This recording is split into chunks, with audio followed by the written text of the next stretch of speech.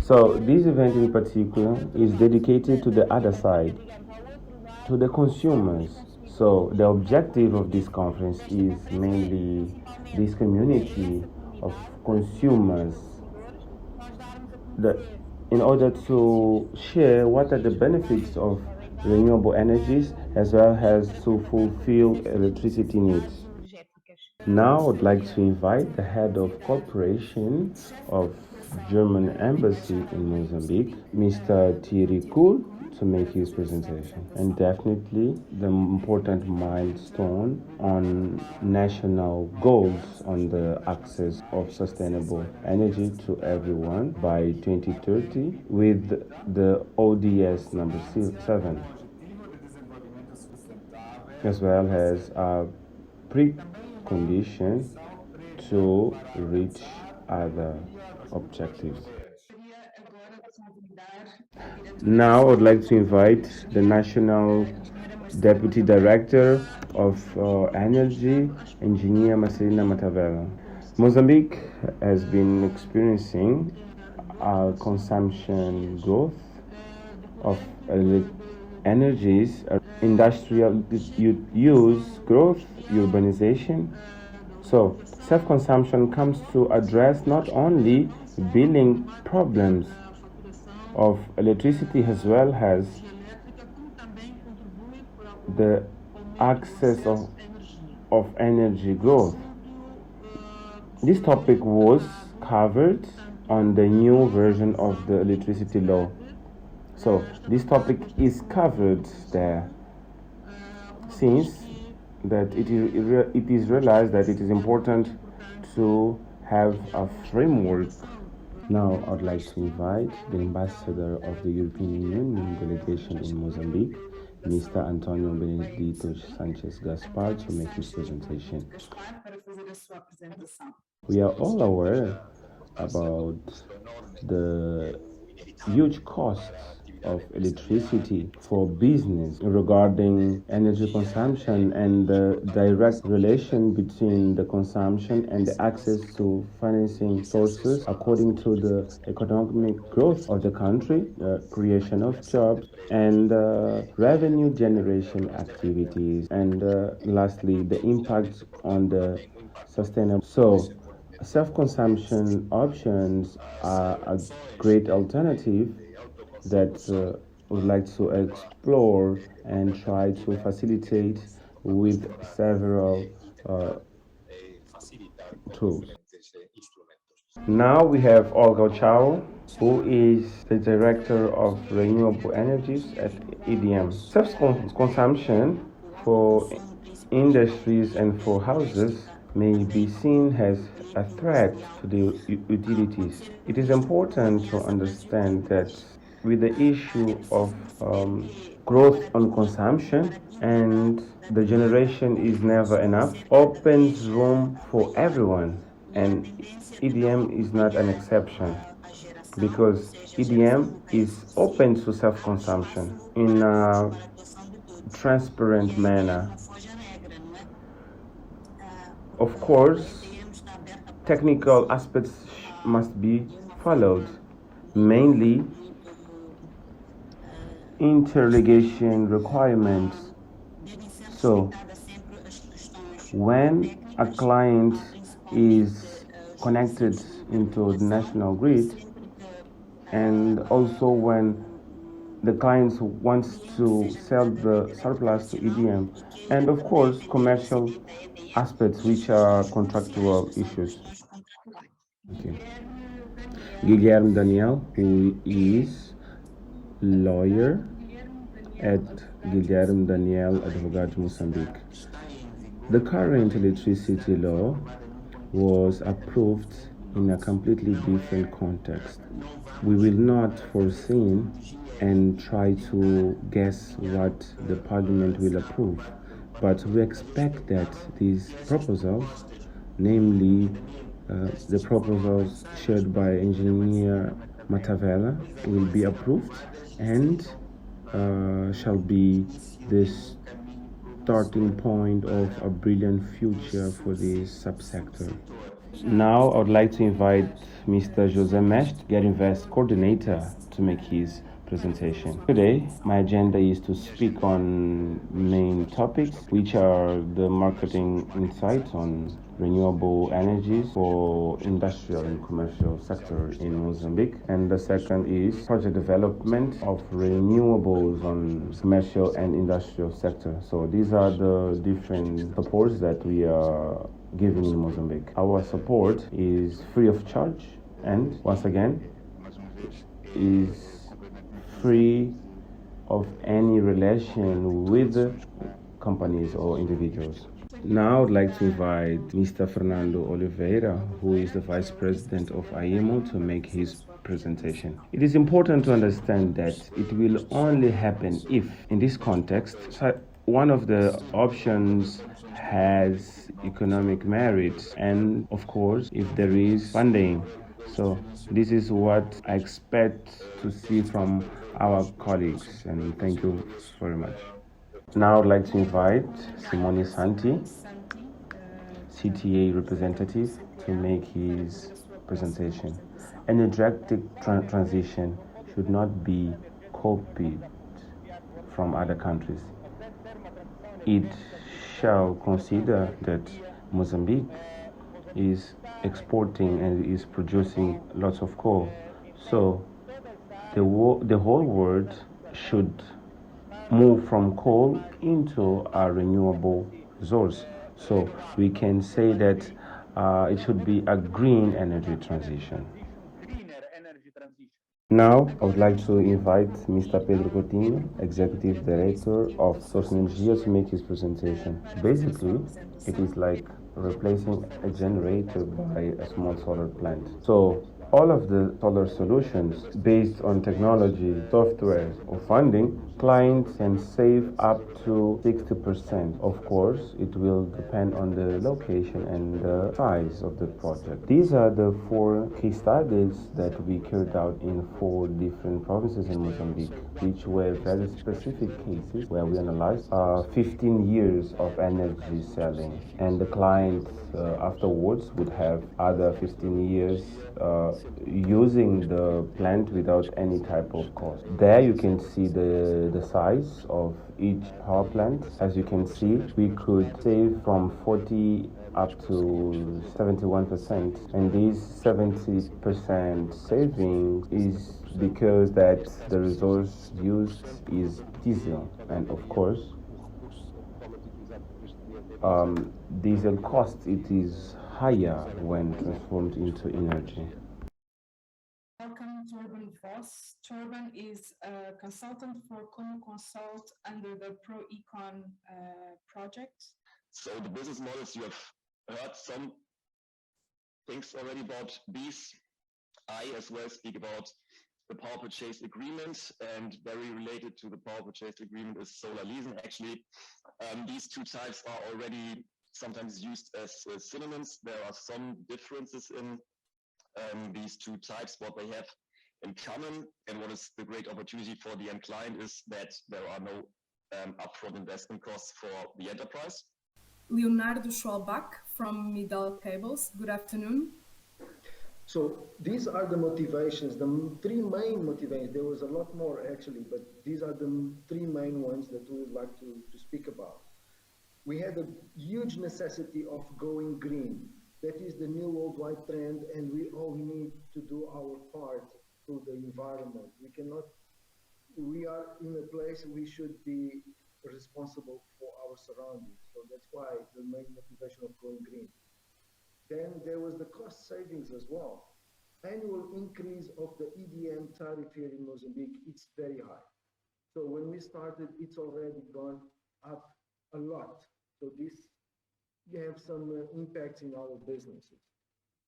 And at the moment, we are saving on average 20% on our electricity bill, which is very good for us. The third motivation was that we had a necessity of an uninterrupted power supply source, because with the fluctuations of the power quality of the grid, which are very high, gives us a lot of stoppage time in our production line and generates a lot of scrap. The case study for this PV plant in Mozambique, the project location is in Mozambique, Belo 1, more specific, next to Mozal smelter. The capacity is 2.161 megawatts, more or less. The system type is off-grid at the moment. Our annual yield of kilowatt hours is 4,294,000. And the payback years, we are expecting to do it in 9 years, well, let's say 10 years. Mark Crossley, hi, please proceed with your presentation. So we were brought in to work out what the best solution would be for them and help deliver that solution. So in terms of the headlines as to what they're going to achieve with that solution, it's a plant that will be delivered and operational next year, COVID permitting. When they get the site up and running, this will make Balama the greenest off-grid mine in Africa in terms of the percentage of its power that's coming from renewables. There's almost not an excuse now not to look at something like this. The days when people used to say it doesn't work, or it's unreliable, or it's going to destabilize my diesel generators, or I'm going to get big voltage fluctuations, and all that has gone. The modern systems are just not a technology problem at all. I would like to call now Justin Pangoli, the founder of Captive Power Limited. We designed a 400 kilowatt fleet plus 928 kilowatt hour Tesla Powerback facility on behalf of Zero Treats. The goal of this system is to take them to over 90% renewables penetration. We've seen it through our kind of experience that going any more above the 90% penetration, you end up oversizing a system for a marginal impact, to the client. I can happily say that the last 5 days we've run 100% on renewables. The on-site diesel generators have not had to turn on once. The offtake agreement is a 15-year offtake agreement where we are saving the client over 35% from their historical forms of power generation. I want to thank all participants of this panel. Thank you so much. It was wonderful to have your presentations. And I hope that more conversations start from the showcasing of your case studies and other people that want to invest in this area look at you, at the pioneers and the people who kind of like paved the way, waiting for the legislation to come. E o Marcos é consultor senior, senior consultant para o Get Invest Finance Catalyst. Mozambique, despite what might be conceived by a lot of consumers in the market, the cost in the Mozambican market of electricity is actually relatively low compared to most countries in Africa. And the supply security is actually not particularly bad also in comparison. And I'd like to add E that dizer there que is existe a a política na willingness banca, to quer invest seja in para either financiamento em on moeda foreign estrangeira, quer or em moeda national local. currency. Eu acho que é o tipo de And I projetos que nós think queremos, that que there temos is há pouco ainda há muito few pouca exposição dos bancos locais a este tipo de exposure of projetos. this type of And the good projects. news is, and this is also very relevant to the audience today, is that I'm very happy to let you know that we're currently working on a country window for Mozambique, which should be operational for next year. So the contract is still under a drafting stage, but we expect to have that country window facility for Mozambique for mid next year, more or less. What we can say, self-consumption in Mozambique is not only a fact, as we could see from the case studies, but it is also a single business opportunity. So I would like to stress that for all participants, and I know that in this specific event, we turn our audience into the ones who are in commercial and industrial sector to make use, because everyone is grateful. Your pocket's grateful, the environment is grateful, and we as Mozambicans, as country, we have a more sustainable country, and we are also grateful.